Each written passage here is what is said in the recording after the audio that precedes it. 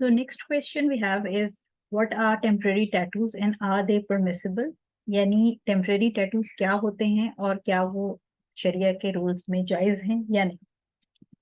इसके लिए हमें जानना जरूरी है कि टैटू क्या होता है। जब हम टैटू की डेफिनेशन को समझ लेंगे तो फिर हमें टेम्पररी टैटू की समझ आ जाएगा। सो टैटू जो है वो कोई भी ऐसा प्रोसीजर जिसके अंदर नीडल्स या ब्लेड्स के थ्रू, जैसे कि हमने पहले भी बात की थी कि पिगमेंट को अगर स्किन के अंदर डाला जाए with the help of needles या ब्लेड्स, छोटे छोटे ब्लेड्स के थ्रू, उसको हम टैटू कहते हैं। सो कोई भी ऐसी ड्राइंग जो स्किन के ऊपर बनाई जाए जिसके अंदर ड्राइंग बनाने के लिए पिगमेंट को नीडल्स या ब्लेड्स के थ्रू स्किन में ना डाला जाए, यानी without inserting pigment through needles and blade into the skin, ऐसी कोई भी ड्राइंग जो आप स्किन पे बनाएंगे उसको टेम्पररी टैटू कहा जाता है। जैसे कि हम मेहंदी लगाते हैं, हिना जो है वो टेम्पररी टैटू है। इसके अलावा अगर आप कोई भी टैटू के स्टिकर्स मिलते हैं छोटे बच्चों के लिए, अक्सर बबल गम्स वगैरह में से भी निकलते हैं, उसको आप पानी के साथ वेट करके अपने स्किन पे लगाते हैं और वो एक जो ड्राइंग स्किन के ऊपर बनती है वो बगैर किसी नीडल या बगैर किसी ब्लेड्स के स्किन में इंसर्ट किए बगैर वो एक ड्राइंग आपकी बनती है। इसी तरह अगर आप बॉल पॉइंट या मार्कर से अगर अपने ऊपर स्किन पे कोई चीज बनाते हैं तो ये सारे टेम्पररी टैटू की फॉर्म है बेसिकली।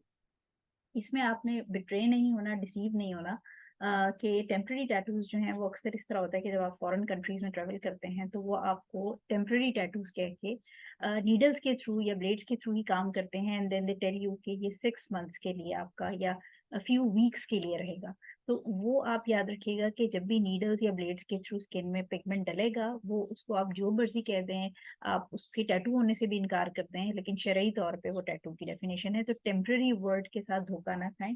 आपको मैंने बता दिया है कि जैसे मेहंदी हो गई या स्टिकर्स हो गए, या अगर आप बॉल पॉइंट या मार्कर से कोई ड्राइंग करते हैं, कोई पेंट करते हैं अपनी स्किन के ऊपर, तो ये सारी चीजें टेम्पररी टैटू में आती हैं।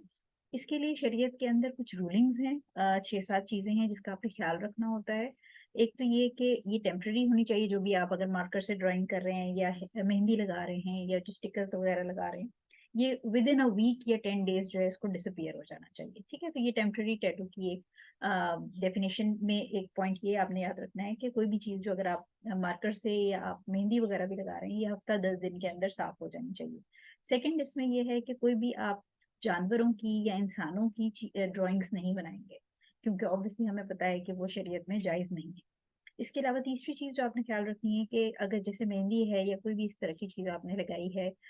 तो ये एक जीनत की डेफिनेशन के अंदर आ जाएगी और इसको नॉन महरम यानी ना महरम मर्दों के सामने दिखाना जायज नहीं।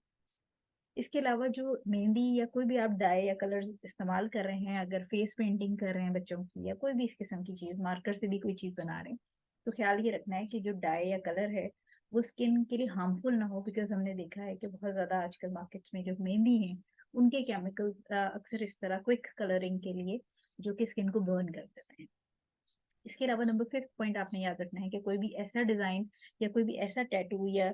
जो आपने स्टिकर्स लगाए हैं जो कि आपको कुफार की इमिटेशन में उनके जैसा दिखाएं या गुमराह ग्रुप जो डेविएंट ग्रुप्स हैं उनके जैसा, यानी अगर आप कोई जो आपका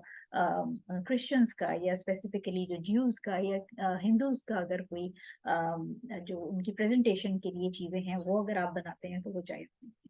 इसके अलावा अगर आप किसी और से लगवा रहे हैं तो वो अगर, क्योंकि ऑब्वियसली हम फीमेल्स की बात कर रहे हैं, तो फिर फीमेल को फीमेल ही मेहंदी या चीजें ये इस तरह की लगा के देंगी। और इवन उसके अंदर भी आपने ख्याल ये रखना है कि जो ऑरा है, सतर है, उस एरिया पे आपने कोई काम नहीं करवाना है इस किस्म का टेम्पररी टैटू जिसमें पेंटिंग आ जाती है, ड्राइंग आ जाती है, हिना है, स्टिकर, ये सारी चीजें।